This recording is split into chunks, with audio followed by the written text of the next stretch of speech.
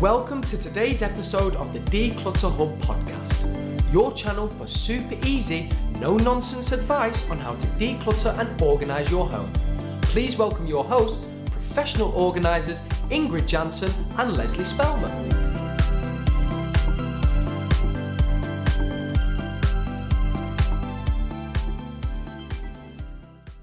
Hello and welcome listeners to episode 83 of the Declutter Hub podcast. I'm Ingrid. And I'm Leslie. If you have clutter and want to sort it out, this is the show for you. In today's episode, Leslie and I are talking about decluttering notebooks. Now, Leslie, we see tons and tons of notebooks in our clients' houses, don't we? And I think you've got a confession to make, haven't you? Yeah, it's just quite weird, really, because my Amazon parcel has just arrived with my three notebooks, my three new notebooks. And so quite an apt day to be recording a podcast on notebooks. But the reason why my three notebooks have arrived is because I haven't got any other ones around, because I keep control of my notebooks. I'm not really a huge notebook fan. Now, anybody who, when we say notebooks, people will have just seen that title of that podcast and go, oh, that's me. Do you know what I mean? People know if they are a notebook lover. And there are so many people around that just love a notebook and can't get enough of them. Stacks and stacks I find in my clients' houses. I mean, they're all over the place. And what I find very interesting is that I find so many, they only used like half or with a couple of pages. And then they kind of get abandoned for another one. So I find all these kind of half-used ones as well, and they always look a bit sad. So let's talk a little bit then about what is it about notebooks that make them so compulsive almost to buy. People do buy notebooks compulsively, don't they? Not everybody, but some people. And as I say, you know who you are. So what is it about them? Why are they so desirable? I just think... I think there's something magical about this beautiful, crisp, clean, no pages ripped out, white paper with lines that have not been written on or gone through yet. You know what I mean? It's just, I think it just fizzles the imagination for some reason. I think that's it. And especially when they're like glittery on the outside or really fancy or really beautiful, you know, I think it's just, yeah. I think it just inspires people to dream of things, I think. So are you in that group of people that finds them absolutely beautiful, or are you a functional notebook kind of person? What do you think, Leslie? I am a functional notebook user, and I actually don't have really fancy ones. I have practical ones with lines. I use a couple of different ones. We'll talk about that some more, I think, in a minute. But no, I am not a notebook lover. But I do see them in the shops and I think they all look so nice, so lined up. But I know for myself that I like a certain type of notebook and I use them practically. So I don't see the point in having all these stacks of notebooks hanging about. No, I think the thing is, like, some of them are very, very beautiful, as you say, you know, sort of glittery ones and pink ones and all these different types of notebooks. And when you go out visiting places, you know, kind of like National Trust places and things like that, they all sell beautiful notebooks as well, don't they? So they're nice reminders and sentimental items as well. Now, the interesting thing was this morning, so when we were prepping this podcast, we tried to establish, because, you know, it's not something, of course I see Ingrid around with a notebook, but most of our work is done virtually, so we're not together that often. So I'm like, okay, so what are you like with the notebook? Show me. And I'm like, well, this is my favourite kind of notebook. And so I picked up my favourite kind of notebook, of which three new ones have arrived today. And it's A4 size with lines, with a ring binder on it that you can easily rip out the pages. So absolutely a functional notebook. Ingrid does exactly the same, picks up the notebook. My favourite kind of notebook too. I'm like, all right, something else that we're aligned on then, on notebook usage. Like, we do the same thing. We even like the same type of notebook. How many types of notebook are out there actually in the world, and we have to choose the same type? It's just, but anyway, I just thought it was quite funny, really. Well, yeah. I did confess to you, Leslie, that indeed I've got a couple of, so I have actually 4 different notebooks. So I use one for the Declutter Hub. I use a smaller version, which I like a particular size for my Organize Your House. And then I've got one for my private stuff, and I've got a little one in my purse, so kind of those tiny ones. Then I can just jot a thought down if it pops into my head, or I need to just scribble something. So I have a very tiny little notebook in my bag. But yes, for our normal work, we use exactly the same type of notebook, which is very interesting. It is very interesting. Now, the interesting things, and we've spoken about this before actually, because we did do a podcast on to-do lists, didn't we, not very long ago as well. So it's kind of linked in with that, isn't it? And we talked about how we manage our to-do lists. Now, you've got 4 or 5 notebooks. I've only got 2. So I keep all my standard to-do lists in my big A4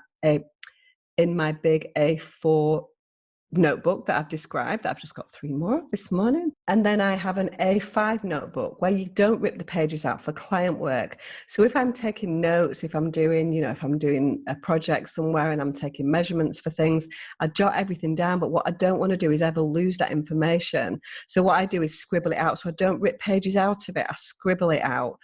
So I still retain that information, but I don't rip the pages out, because sometimes notebooks can fall apart, can't they, if you start ripping pages out of a notebook that's not designed to rip pages out of.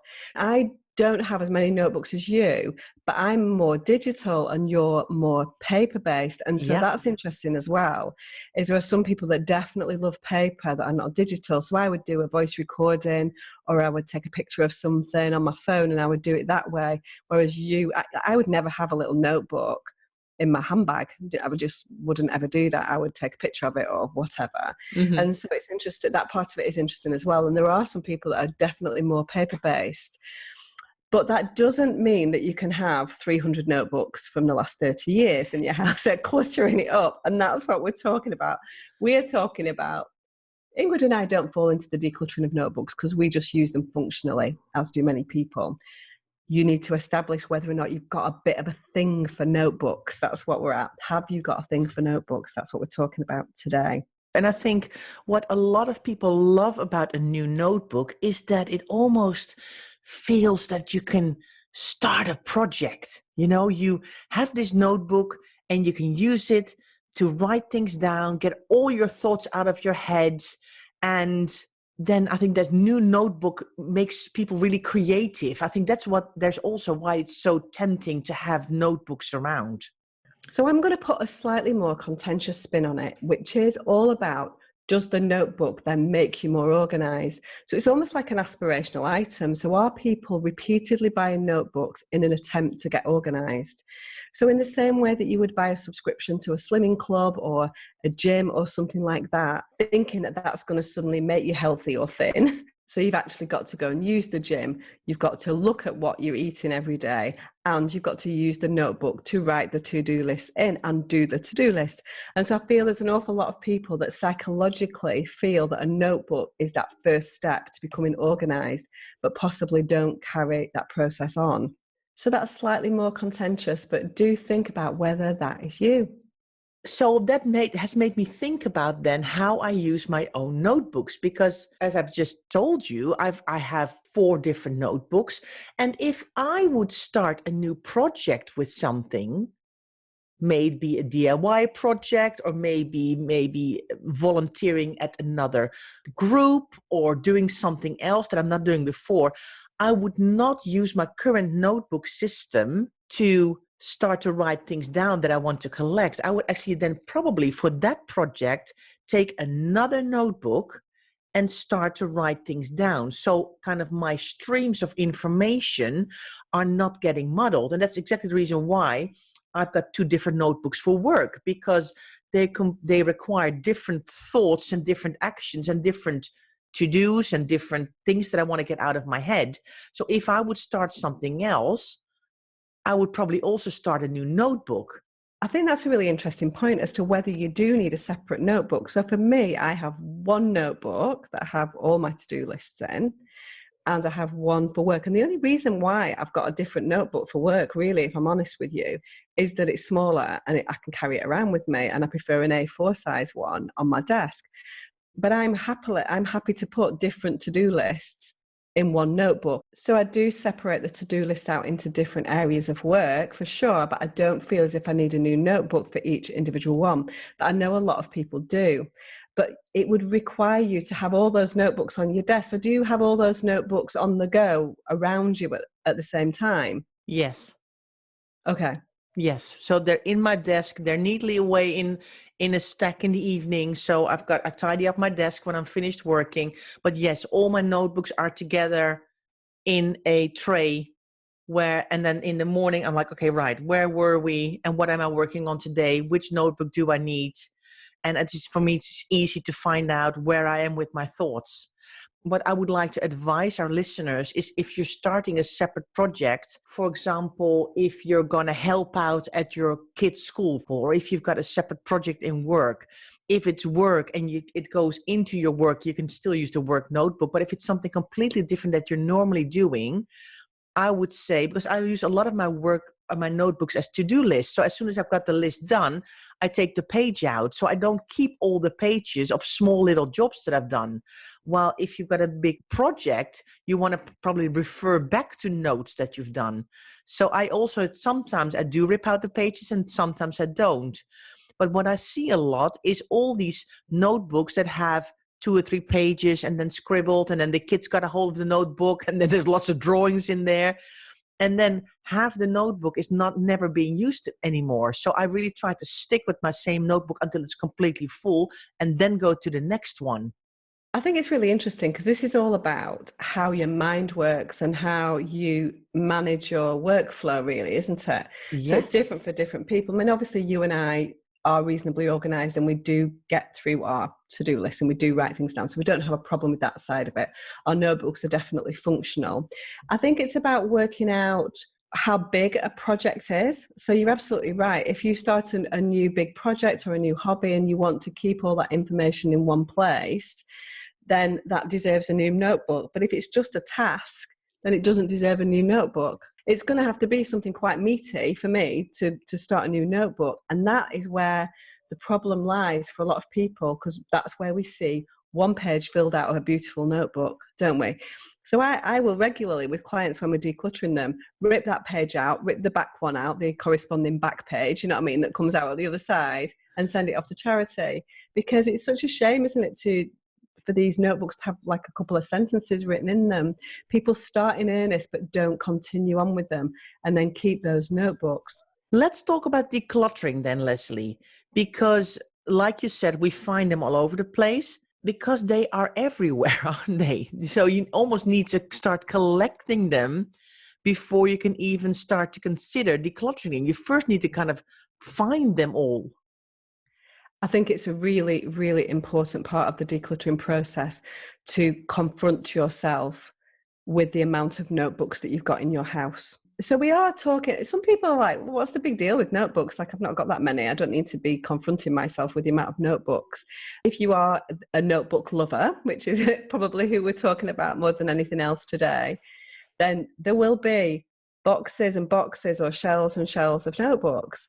And so you need to gather them from your workbooks, gather them from suitcases that you've been on holiday, from shelves next to your bed, your bedside table, your car, your work bag, your desk. They're just everywhere. And you need to bring them all together to see exactly what you've got before you start decluttering them. So I guess what we're saying is it's so difficult because we've got the standard decluttering emotion. So number one, guilt. The reason why we feel guilty about it is maybe because it was very, very expensive. Some of these notebooks can run to sort of 20, 30 pounds sometimes if they're really beautiful. So we feel guilty because it was expensive. We might feel guilty because a friend gave it to us and we don't want to get rid of something that a friend gave to us. So that's another example of that classic decluttering emotion of guilt. And then we get the next decluttering emotion kicked in, which is sentimental, that you've mentioned already.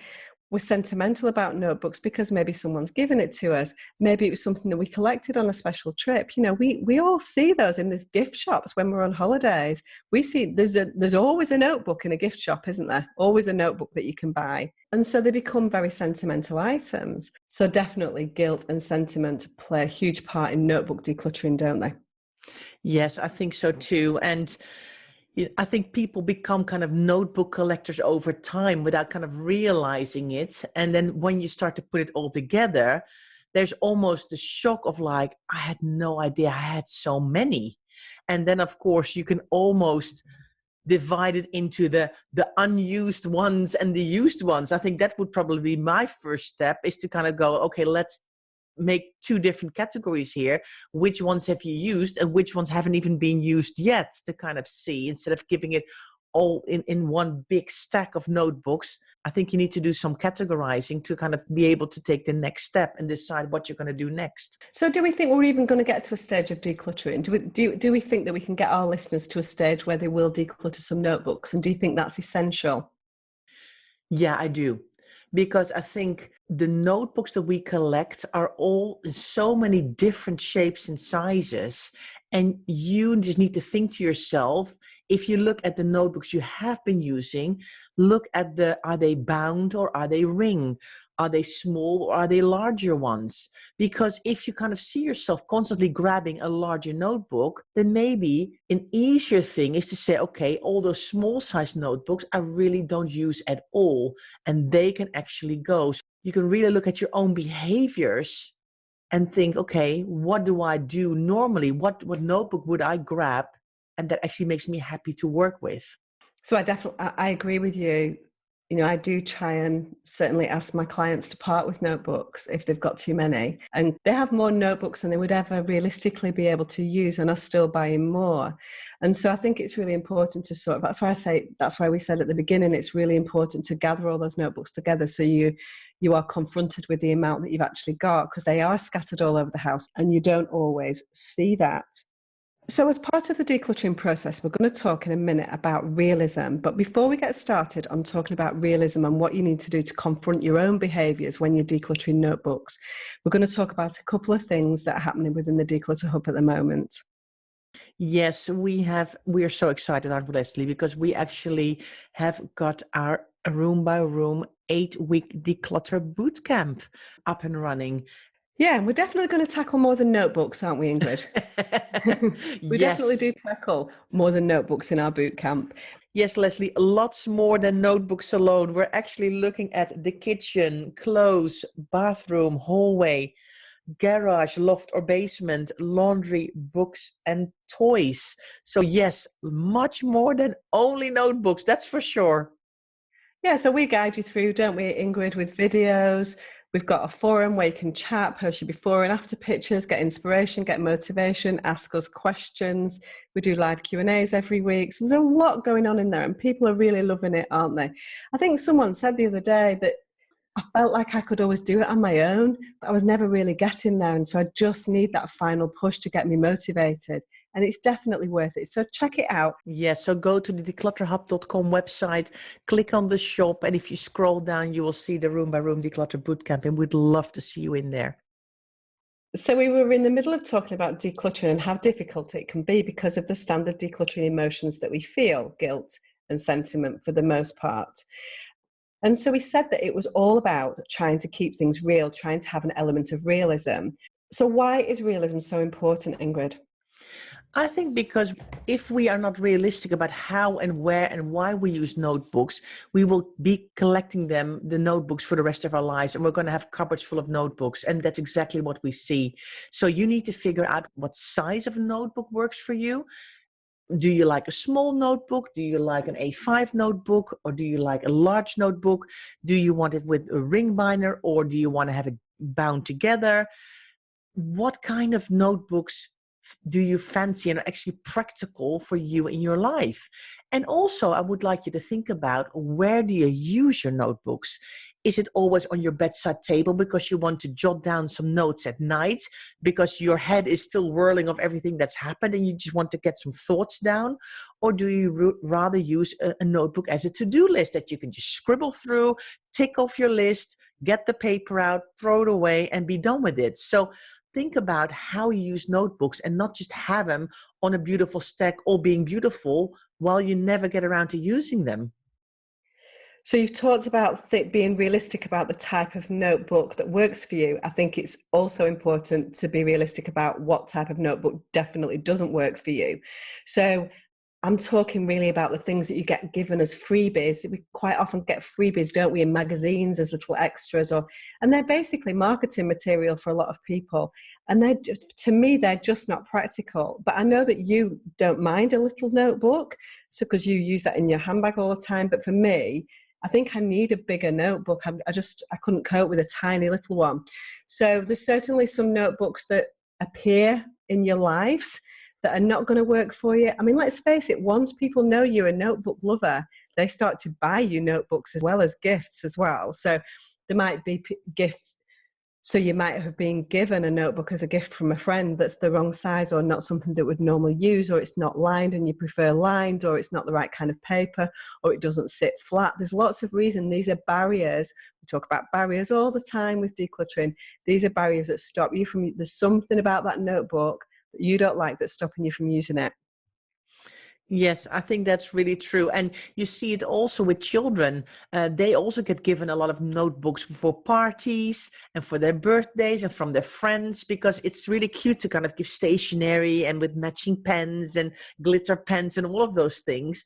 And I think my daughter is going to probably hand me over one or two of her notebooks that she's like, they're really nice, but I just don't use them at all because they do so much more work on the computer now as well. I'm not note takers. I think I'm still very old fashioned with my note taking, but I think they're far more online and they probably use the computer and email and their notepads and their things in their phones to kind of keep track of stuff. And I think you're absolutely right there, Ingrid. I don't think it's just kids. I know you're a note taker, but some of us are not. So Yeah. it's not just the younger generation. We need to be realistic about the way that things have moved on and the way that we devour and use information and write it down. So for some people, so my kids, they'll do everything with voice memos. They very rarely write in to-do lists. But the shops are still full with them and we still get tempted to buy them. So look at your own behavior and look at your own life on how you deal with information now compared to in the past. I feel like we're coming across as like notebook haters. Do you know what I mean? I think we're being like, get down with the notebooks, like no more notebooks. We're being really negative. Actually, maybe what's not coming across is that people get great joy out of a notebook. But what we're saying is that classic thing, which is quality over quantity, and make sure you've got notebooks that are serving you well in your current life. So make sure the notebooks you have around you are useful. Yes, and also if you have a whole stack of half-used notebooks, take the pages out if you can. So if there are ring binders, take all of those pages with half-scribbled notes, take them all out, so you actually maybe have a much thinner notebook, but at least it's one that is unused again, and you can start to use that again instead of flipping from one notebook to the other. And that's also when to-do lists and everything get really confused. And because if you're using several notebooks on the go, how do you know where you are with your to-dos? It's better then to go back and maybe make one new list in a notebook, not with loose pages, so it actually stays together and it gets easier for you to keep track of the things that you have planned or want to do, or a project that you're working on, or a list with DIY things around the house, or people you need to call, or things you have to sort out. Get away from all the random little loose notes everywhere, and then start using the notebooks that you have. Because I love a notebook. I might not like a fancy notebook, but I do love a notebook. No, you love a to-do list. You Yeah. don't love a notebook, you love a to-do list. That's something completely different. Anyway, so we've talked about decluttering. We've talked about realism and the emotions that you feel with decluttering. So we've also talked about bringing them all together. So how are we going to organize them?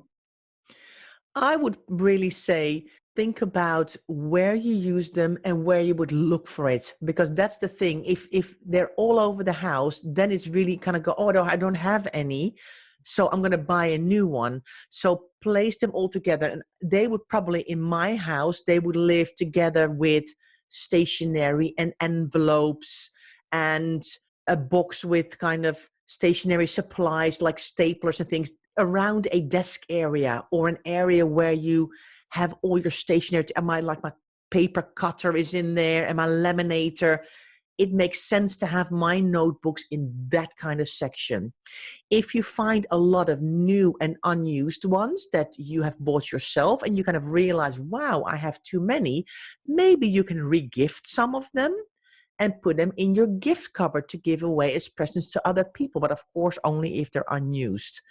If you think, you know what, I like the notebook's fine, but I wouldn't regift it, then it's perfect to donate it to a charity shop because they will actually really love an unused notebook to sell in their shops. So there's different ways of, but for organizing wise, I would say start putting them all in one place. Definitely. And if you have got lots and lots and lots and you can't put them with your stationery supplies, put them on a shelf of a bookcase and so you can see them really easily, because that's quite often how many people have got like one shelf's worth of, and at least you can grab the ones that you need. Have I told you what I love more than decluttering, Ingrid? What? And it's not drinking wine. Well, that possibly is. But apart from that, it is using things up. I love using things up. You know, the last little bit, whether that's like a tiny bit of shampoo that you find, little bottle, you know, that's why I love to line things up with smaller amounts at the front so you can use those up. Now, it's going to be in reverse in a notebook. So what you're going to do is you're going to pull to the front of your notebooks or start to use first the ones that are almost full rather than almost empty. Are you with me? Yes, I am with you. Don't just throw these things away and think, oh, that can go into recycling, I can start a new one. If you've not got tons and tons, start to use the old ones. Start to put that to-do list. Ignore what went before and start to use it, but pull out the ones that are almost full so you can use them. And then it will give you great satisfaction to say, that notebook was fully used up. I used it. It didn't go to waste, and then it can go into recycling. Most notebooks, if they've got a cardboard outer, can go into recycling, obviously if they've not got a ring binder on them. So they can go into paper recycling for the most part, can't they, Ingrid? For sure, for sure. And it's really easy to get the ring binder out. You know, if you just pull the front and the back off and then take off the pages. You know, if it's just little scribbles that mean nothing to, you know, if there's no addresses on there or phone numbers, all those little notes of shopping to get and little to-dos that you've written down to yourself as a reminder, they can all go into recycling box. And I fully agree with you. You know how we call it in Dutch? Opmaken.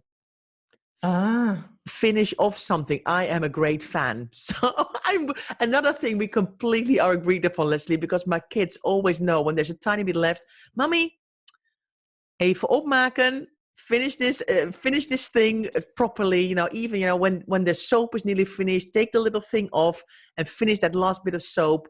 I'm just trying not to be very wasteful. I think it's more of a money thing with me as well. I'm just being frugal. Exactly. I just think there's something really satisfying about using something up and seeing it to the end of its useful purpose. And I think that's really important. So don't just necessarily, so, you know, find a balance is what we're saying. You know, you don't have to use everything up. And so some of these things can go potentially into recycling.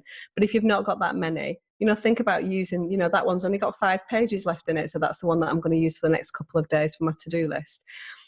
So have we exhausted notebooks? I feel like we were kind of a bit negative about the notebooks really, and telling people that they've got to get rid of all their notebooks. People are going to be, I think notebook lovers are the same as book lovers, aren't they? They're just like, don't touch my notebooks. You know, the professional organizer is here. You are not allowed. Step back from the notebooks, you know, that kind of thing. So, but we did get asked, this was a request, wasn't it, to do a podcast about notebooks? And we were like, yes, why have we not done a podcast about notebooks before? Because it's bags for life. Notebooks, books, they're something that people really are very reluctant to get rid of. So I hope that it's been useful. I hope that we've given you a little bit of food for thought in terms of what is your relationship to notebooks? Is it unusual? Have you got too many? And is there anything that you can do to use them up, to regift them, to recycle, or to donate them? And are you ready to do that?